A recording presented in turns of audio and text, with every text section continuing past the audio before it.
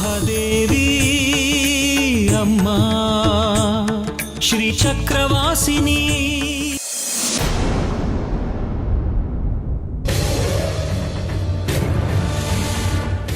ಈ ಮಗುನ ಯಾವ್ದಾದ್ರೂ ಹಾಲು ಕುಡಿಸಿ ಹೆಂಗಸಿಗೆ ಕೊಟ್ಬಿಡೋಣ ಕಣೋ.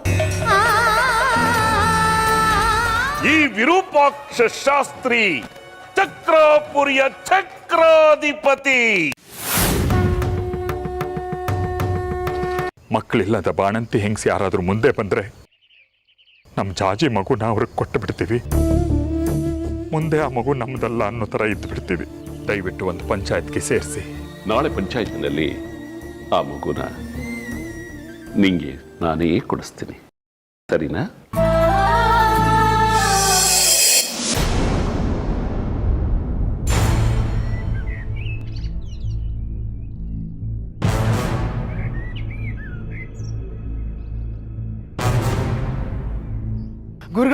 ಗುರುಗಳೇ ಒಂದು ಹೊಸ ಸಮಾಚಾರ. ಶೇಖರಿ ಮತ್ತೆ ಅವ್ರ ಮನೆಯವರೆಲ್ಲ ಸೇರಿ ಜಾಜಿ ಮಗುನ ಯಾರಿಗಾರು ದತ್ತು ಕೊಡ್ಬೇಕು ಅನ್ನೋ ನಿರ್ಧಾರ ಮಾಡಿದಾರಂತೆ.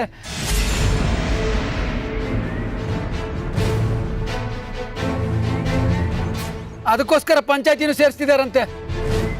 ಏನು ದತ್ತು ಕೊಡ್ತಾರಂತ? ಸಾಮಾನ್ಯವಾಗಿ ಯಾವ ಮನೆಯವರು ಇಂಥ ನಿರ್ಧಾರಕ್ಕೆ ಬರೋದಿಲ್ವಲ್ಲ. ಹೌದು ಗುರುಗಳೇ, ಸಾಮಾನ್ಯವಾಗಿ ಎಷ್ಟೇ ಕಷ್ಟ ಆದ್ರೂ ಮಗುನ ತಾವೇ ಇಟ್ಕೊಂಡು ಸಾಕ್ತಾರೆ. ಆದ್ರೆ ಇವ್ರು ಈ ರೀತಿ ಮಾಡಿರೋದು ನೋಡಿದ್ರೆ ತುಂಬಾ ಆಶ್ಚರ್ಯ ಆಗ್ತಾ ಇದೆ.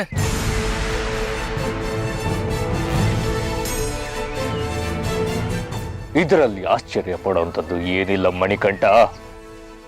ಇದೆಲ್ಲ ಯಾರ ಕುತಂತ್ರ ಅಂತ ನನಗೆ ಚೆನ್ನಾಗಿ ಗೊತ್ತು. ಶೇಖರಿ ಕೈಯಲ್ಲಿ ಪಂಚಾಯಿತಿ ಸೇರಿಸೋ ನಾಟಕ ಆಡಿಸ್ತಿರೋನು ಆ ಕಪಟಿ ವಿರೂಪಾಕ್ಷ.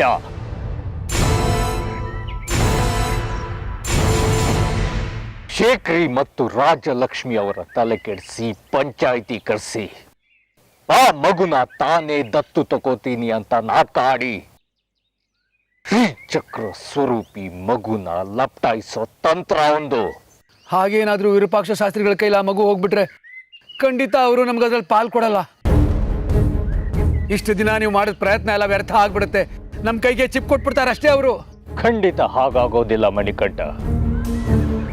ಪಂಚಾಯಿತಿನ ಅವನು ಸೇರಿಸಿ ಶ್ರೀಚಕ್ರ ಸ್ವರೂಪಿ ಮಗುನ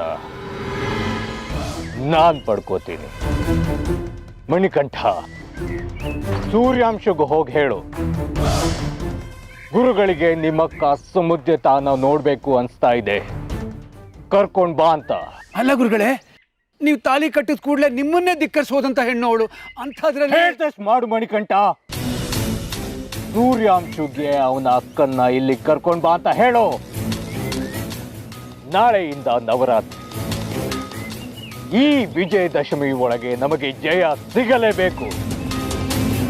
ಶ್ರೀಚಕ್ರ ಸ್ವರೂಪಿ ಶಿಶು ನನ್ನದಾಗಲೇಬೇಕು.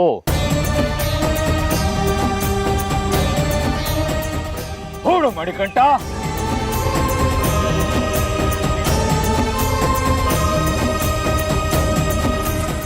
ಶ್ರೀಚಕ್ರ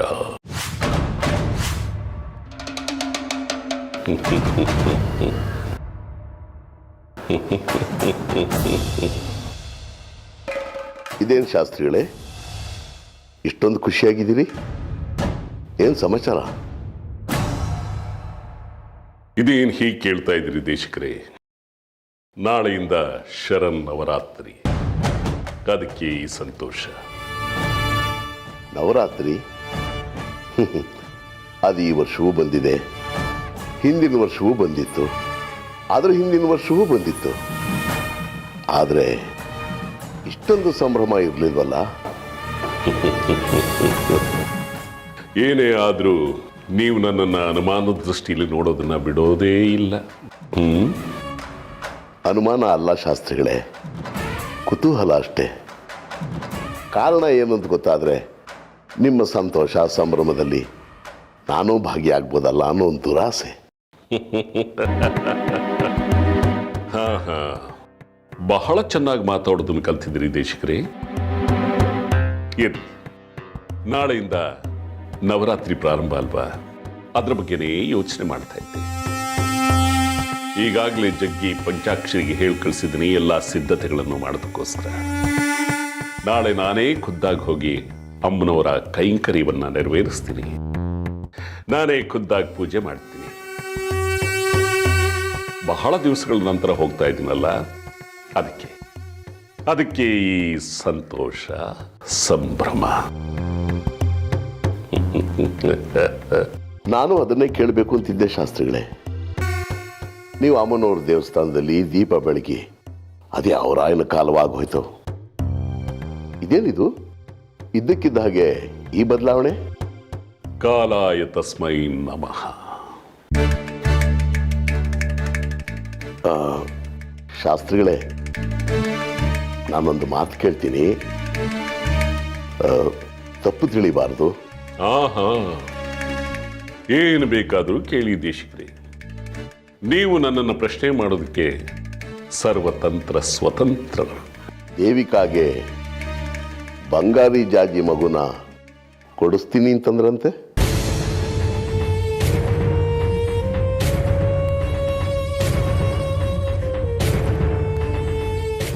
ಹೌದು, ಜಾಜಿ ಬಂಗಾರಿ ಹುಟ್ಟಿರೋದು ಸಾಕ್ಷಾತ್ ಶ್ರೀಚಕ್ರ ಸ್ವರೂಪಿ ಶಿಶು ಅನ್ನೋದು ನಿಮಗೂ ಗೊತ್ತು, ನನಗೂ ಗೊತ್ತು. ಅದಕ್ಕೆ ತಾನೇ ಆ ದಿನ ನೀವು ಜಾಜಿನ ನಿಮ್ಮ ಸೊಸೆಯಾಗಿ ತಂದುಕೊಳ್ಳೋ ಪ್ರಯತ್ನ ಪಟ್ಟಿದ್ದು. ಸದ್ಯ ಅಮ್ಮನವ್ರ ದಯೆ ಆ ಪ್ರಯತ್ನ ವಿಫಲವಾಯಿತು. ಈಗ ಆ ಮಗುಗೆ ತಂದೆ ತಾಯಿ ಯಾರೂ ಇಲ್ಲ ಅಂತ ತಿಳ್ಕೊಂಡ ಮೇಲೆ ಆ ಶ್ರೀಚಕ್ರ ಸ್ವರೂಪಿ ಶಿಶುವನ್ನ ತಮ್ಮ ಕೈವಶ ಮಾಡ್ಕೊಳ್ಳೋಕ್ಕೆ ಪ್ರಯತ್ನ ಪಡ್ತಿದ್ದೀರಿ ಅಲ್ವಾ? ಇಲ್ಲೇ ದೇಶಿಕರೇ, ಇಲ್ಲೇ ನೀವು ನನ್ನನ್ನ ತಪ್ಪು ತಿಳ್ಕೊಂಡಿರೋದು. ನಾನು ಮೊದಲನಾಗಿಲ್ಲ ದೇಶಿಕರೇ.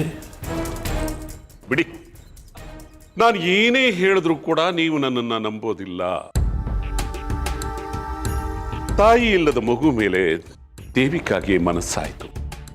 ತನ್ನ ಮಗು ಜೊತೆ ಅದನ್ನು ಬೆಳೆಸ್ತೀನಿ ಅಂತ ಆಸೆ ಪಟ್ಟಳು. ಅವಳ ಆಸೆಗೆ ನಾನು ಯಾಕೆ ತಣ್ಣೀರಿರಿಸ್ಲಿ? ಸರಿಯಂತೆ. ಅದು ಬಿಟ್ಟು ಅದು ಜಾಜಿ ಮಗು ಅಂತಾನೆ ಆಗಲಿ ಅಥವಾ ಶ್ರೀಚಕ್ರ ಸ್ವರೂಪಿ ಶಿಶು ಅಂತಾನೆ ಆಗಲಿ ದೇವಿಕಾಗ ನಾನು ಕೊಡಿಸ್ತೀನಿ ಅಂತ ಹೇಳಲಿಲ್ಲ.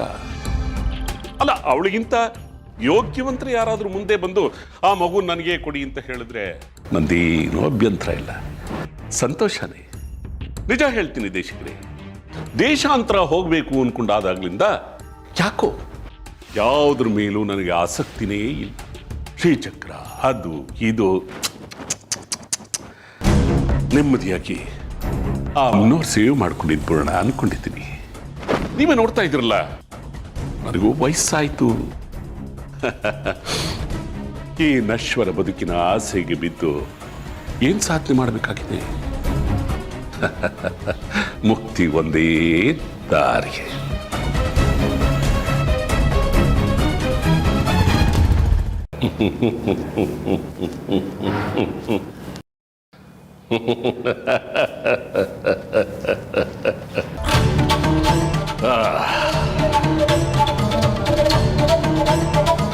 ಶ್ರೀ ಶ್ರೀ ಶ್ರೀ ತ್ರಿಪುರ ಸುಂದರಿ ಅಮ್ಮನವರಿಗೆ ಪ್ರಣಾಮಗಳು.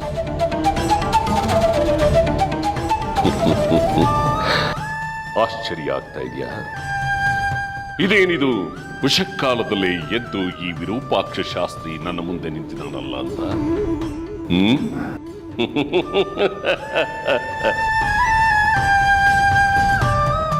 ಇಂದು ನವರಾತ್ರಿಯ ದಿನ, ವಿಜಯ ದಶಮಿಯ ಮೊದಲ ಮೆಟ್ಟಿಲಾದ ಪಾಡ್ಯ.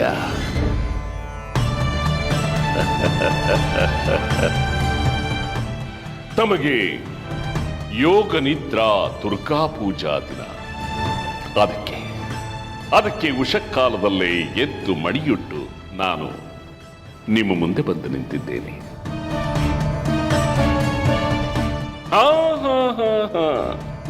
ಹೆಚ್ಚು ಆಶ್ಚರ್ಯ ಪಡಬೇಡಿ ತಾಯಿ. ಇನ್ನೇನಿದ್ದು ಈ ಬದುಕಿನಲ್ಲಿ ಜಯಾನೇ. ಯಾಕೆ ಹೇಳಿ? ಎಷ್ಟೋ ಕಾಲದಿಂದ ಹಗಲು ರಾತ್ರಿ ಎನ್ನದೆ ಪರಿತಪಿಸ್ತಾ ಇದ್ದ ಶ್ರೀಚಕ್ರ ಸ್ವರೂಪಿ ಶಿಶುವಿನ ಕನಸು ನನಸಾಗುವ ದಿನ. ನನ್ನ ನಿಮ್ಮ ನಡುವೆ ನಡೀತಿದ್ದ ಚದುರಂಗದ ಆಟದಲ್ಲಿ ನನ್ನ ದಾಳನೇ. ನೀವು ಕೊಡೋದಿಲ್ಲ, ನಾನು ಬಿಡೋದಿಲ್ಲ ಅನ್ನೋ ಹಠಕ್ಕೆ ಬಿದ್ದು ಶ್ರೀಚಕ್ರ ಸ್ವರೂಪಿ ಶಿಶು ಇವತ್ತು ಊರ ಸಮಸ್ತರ ಮುಂದೆ ಪಂಚಾಯತಿನಲ್ಲಿ ನನ್ನ ಕೈ ಸೇರುತ್ತೆ. ಇದಕ್ಕಿಂತ ಸಂಭ್ರಮದ ದಿನ ಇನ್ನೇನು ಬೇಕು ತಾಯಿ?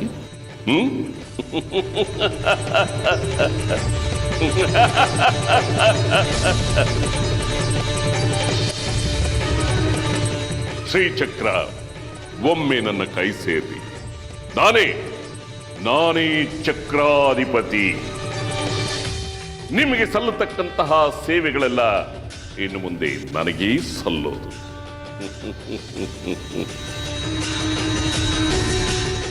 ಇವತ್ತೇ ಈ ಚಕ್ರಾಪುರಿಯಲ್ಲಿ ನಿಮಗೆ ಕೊನೆಯೇ ಪೂಜೆ.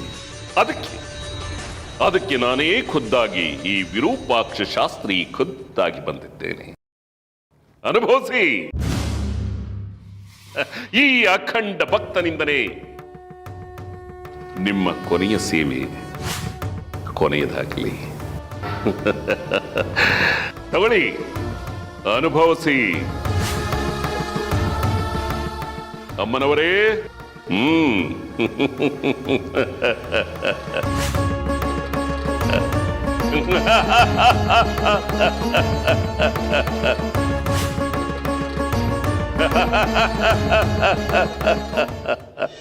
ನವರಾತ್ರಿ ಇದು ನವರಾತ್ರಿ.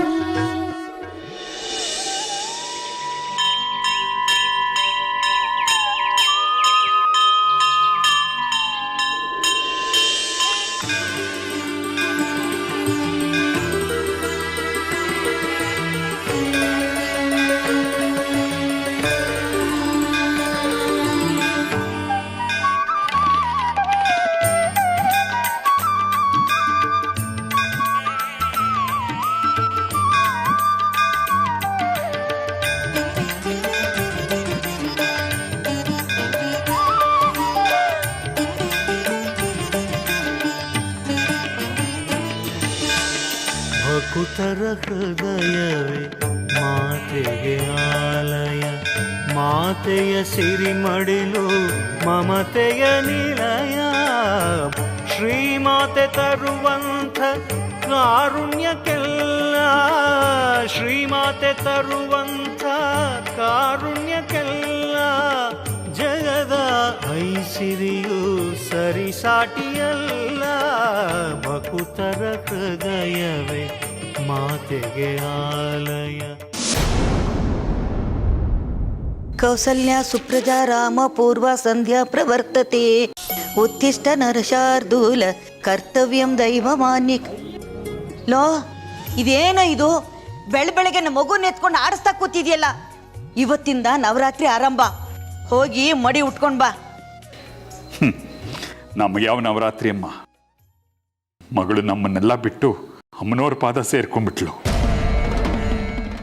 ಹೆಂಡ್ತಿನ ಆಜ್ಞೆ ಅನ್ನಿಸ್ಕೊಂಡೋಳು ಮನೇಲಿಲ್ಲ. ಇಡೀ ಮನೇಲಿರೋದು ನೀನು ನಾನು ಬಿಟ್ರೆ ಈ ಕೂಸು. ನಮಗೆಂಥ ನವರಾತ್ರಿ ಅಮ್ಮ? ನಮಗೆಂಥ ನವರಾತ್ರಿ ಅಂದರೆ ಎಲ್ರಿಗೂ ಇದ್ದ ಹಾಗೆ ನಮಗೂ ನವರಾತ್ರಿ. ನೀನು ಹೀಗೆ ಸುಮ್ಮನೆ ಅಳ್ತಾ ಕೂತ್ಕೊಂಡ್ರೆ ಹೇಗೋ? ನೋಡು, ಇವತ್ತು ಪಾಡ್ಯ, ಶರನ್ನವರಾತ್ರಿಯ ಮೊದಲನೇ ದಿನ. ಹೋಗಿ ಯೋಚನೆನೆಲ್ಲ ಬಿಟ್ಟು ಮೊದಲು ಸ್ನಾನ ಮಾಡಿ ಮಡಿ ಉಟ್ಕೊಂಡು ಬಾ. ಹೋದ ವರ್ಷ ನವರಾತ್ರಿಲಿ ಎಲ್ಲರೂ ಇದ್ರು. ಜಾಜಿ, ಲಲಿತಾ, ಸುನೀತಾ, ಜಗ್ಗಿ ಎಲ್ಲರೂ. ಇದು ತುಂಬಿದ ಮನೆ ಆಗಿತ್ತು. ಆದರೆ ಈ ವರ್ಷ ಬಿಕೋ ಅಂತಿದೆ.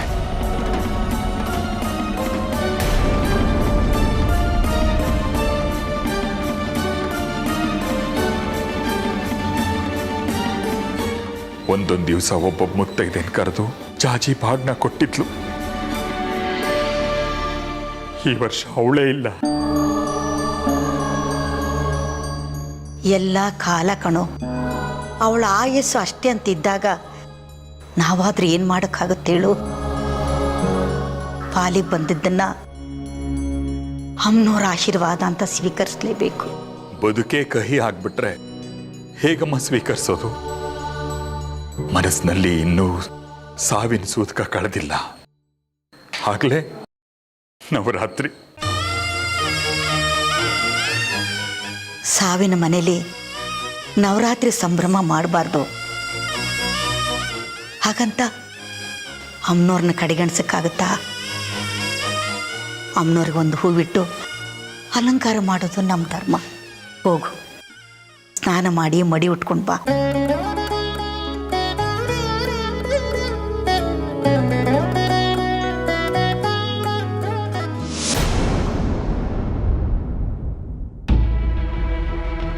ಅಯ್ಯೋ, ಥು, ಅನಿಷ್ಟ ಅನಿಷ್ಟ. ಮಡಿ ಅಂತಾನೆ ಮೈಲ್ಗೆ ಮಾಡಿಬಿಡ್ತು, ಹುಟ್ಟು ಅಂತಾನೆ ತಾಯಿಗೆ ಸಾವು ತಂದ್ಬಿಡ್ತು. ಥು. ಅಮ್ಮ, ಮಗುನ್ ಯಾಕಮ್ಮ ಅಂತ್ಯ? ಮಕ್ಕಳು ಅಂದ್ಮೇಲೆ ಇದೆಲ್ಲ ಮಾಡದೇ ಇರ್ತಾರ? ಮಗುನ ಅಂದೇ ಹೋದ್ರೆ ನಿಂಗೆ ಸಮಾಧಾನ ಏನೇ ಇಲ್ಲ. ಹೌದಪ್ಪ, ಇದನ್ನು ವಹಿಸ್ಕೊಂಡು ಬಂದ್ಬಿಡು. ಈ ಅನಿಷ್ಟ ಈ ಮನೆ ಬಂದಾಗ್ಲಿಂದಾನೆ ನಮ್ಮನೆಲ್ಲ ತೊಳ್ಕೊಂಡು ಹೋಗಿರೋದು. ಅಮ್ಮ, ದಯವಿಟ್ಟು ಮಗುನೇನು ಅನ್ಬೇಡ ನೀನು. ಅಮ್ಮನವ್ರ ಪೂಜೆ ಪೂಜೆ ಅಂತೀಯಲ್ಲ, ಮಗು ದೇವ್ರ ಸಮಾನ ಅಂತಾರೆ. ಮಗುನಂದ್ರೆ ನೀನ್ ಮಾಡಿದ ಪೂಜೆ ದೇವ್ರನ್ನ ತಲುಪುತ್ತಾ? ನೋಡ್ದ್ಯಾ ಅದರ ಪರ ವಹಿಸ್ಕೊಂಡು ನನ್ನೇ ಅಂತೀಯ. ಬೇಗ ಹೋಗಿ ಸ್ನಾನ ಮಾಡೋಗು. ಅದಕ್ಕೂ ಬೇಕಾದ್ರೆ ಸ್ನಾನ ಮಾಡಿಸು. ಮನೇಲಿ ಅಮ್ಮನವ್ರ ಪೂಜೆ ಮಾಡಿ ದೇವಸ್ಥಾನಕ್ಕೆ ಹೋಗ್ಬೇಕು. ಪಂಚಾಯತಿ ಮುಖಂಡರು ಬರೇ ಕೇಳಿದ್ದಾರೆ.